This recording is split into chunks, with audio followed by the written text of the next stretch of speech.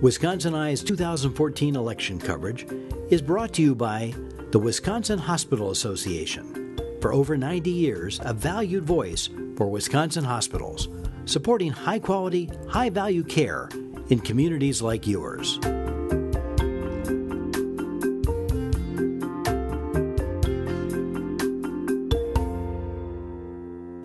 Wisconsin Eye is at the Waukesha County Democratic headquarters interviewing candidates in the 2014 elections. We're interviewing Sherryll Shaddock of Neshota. She's a Democrat running in the 33rd Senate District. Sherryll, welcome to Wisconsin Eye. Thank you, Steve. Wisconsin Eye appreciates the support of the Wisconsin Hospital Association, which represents more than 139 hospitals and health systems, for making these candidate interviews possible. So Sherryll, this is your first campaign. Yes, it is. Well, give us a short version of your background, please.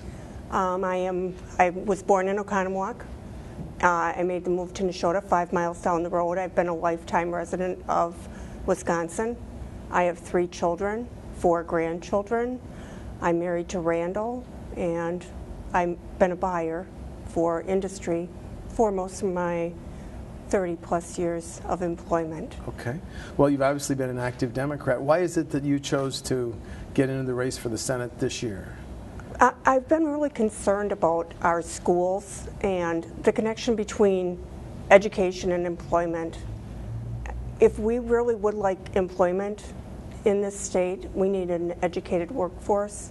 And when I saw $1.8 billion taken out of the state schools, I thought that was not conducive to bringing employment to Wisconsin.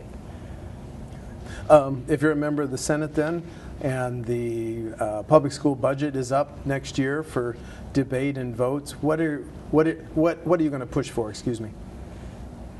I would be pushing for more money for schools. Okay. Obviously, the voucher schools seem to be draining resources from the public education system.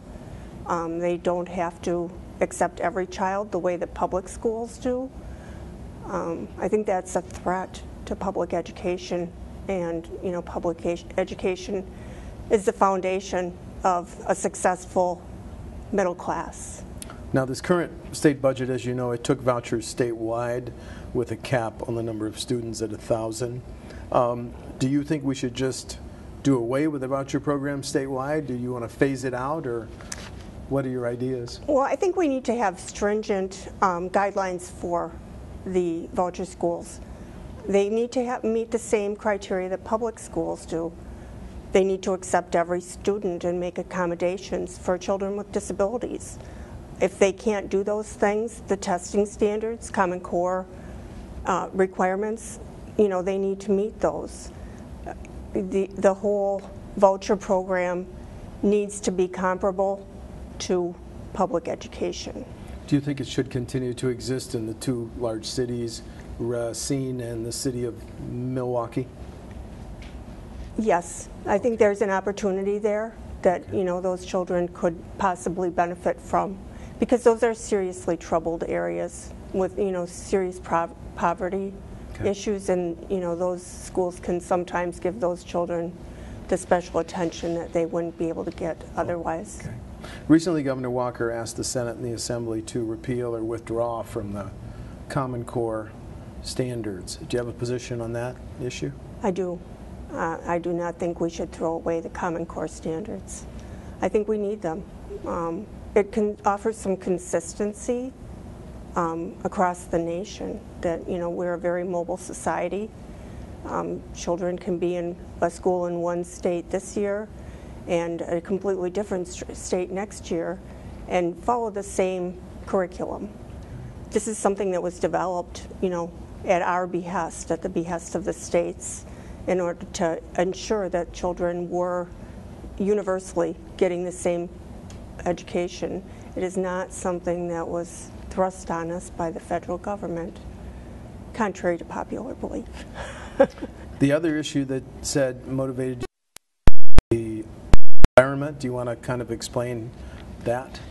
I'm very concerned about the groundwater. The fact that we can, these concentrated feeding lots are able to drop. Oh, the CAFRs? Yes. Concentrated animal, excuse me. Right, are able to drop these high-capacity wells in without DNR approval.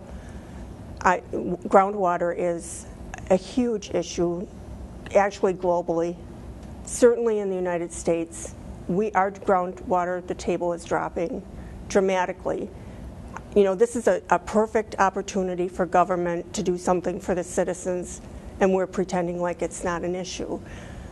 Those kinds of things concern me, as well as, you know, some of the things with the frac sand mining and, you know, obviously the mine in northern Wisconsin. Yeah, let's pursue that.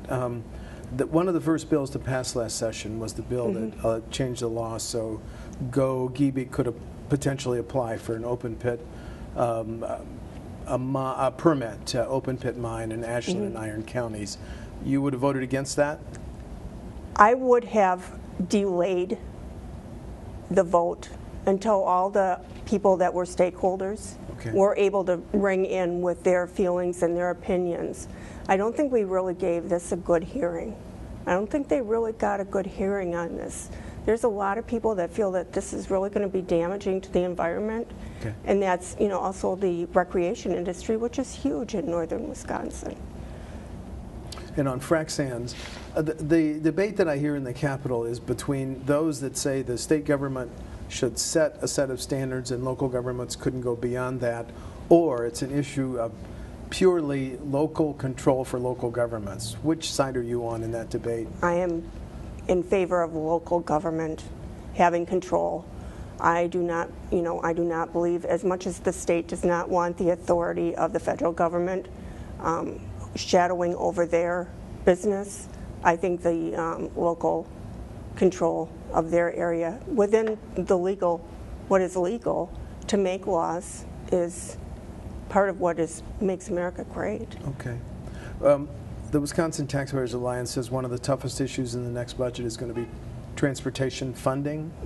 And the Taxpayers Alliance said if you continue to fund transportation at the 2013 levels for 10 years, you could have a $2 billion deficit.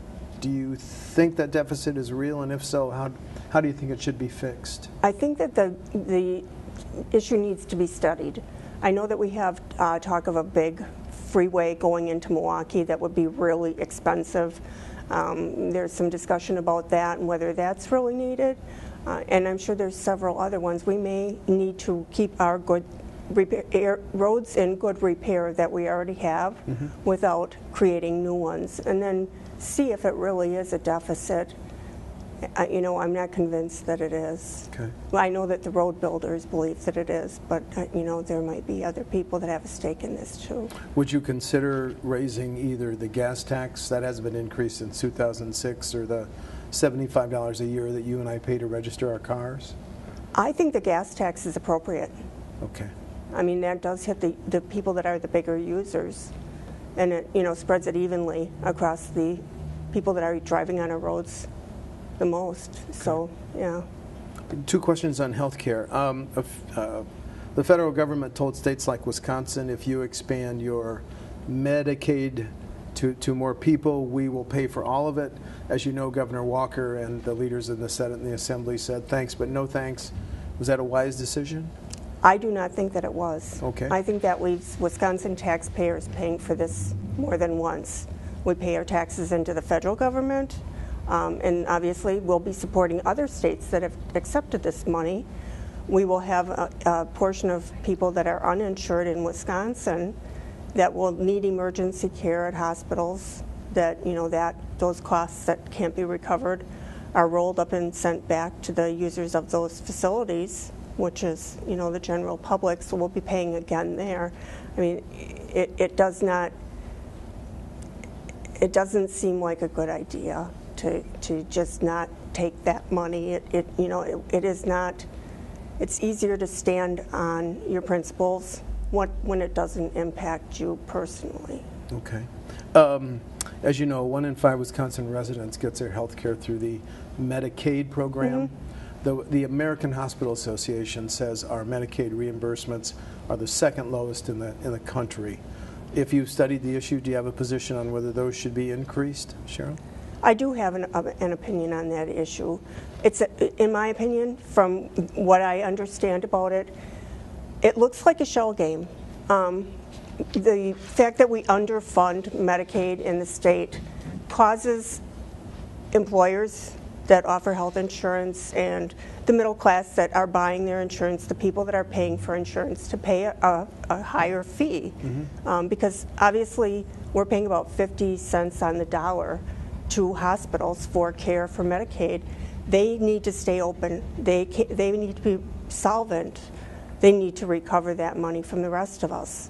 So whether we pay that money in a tax and use that money to really fund Medicaid, or whether we pretend like we're not paying and roll it up, I mean, it is against employment. I mean, employers are constantly concerned about the cost of health care, and this is one of the things that drives those costs up. Okay. There was a bill introduced last session that will be reintroduced that would legalize medical marijuana. That travels, of course, with Colorado and Washington, where recreational use has been legalized. Your positions on those issues? I am in favor of medical marijuana. I think that a physician and their patient should be able to have access to things, to the drugs that the physician feels would be beneficial to the patient. I think we're heading toward a time when marijuana for recreational use will be generally accepted and legal. Right now it's illegal federally, so the states that don't accept that are flaunting the law.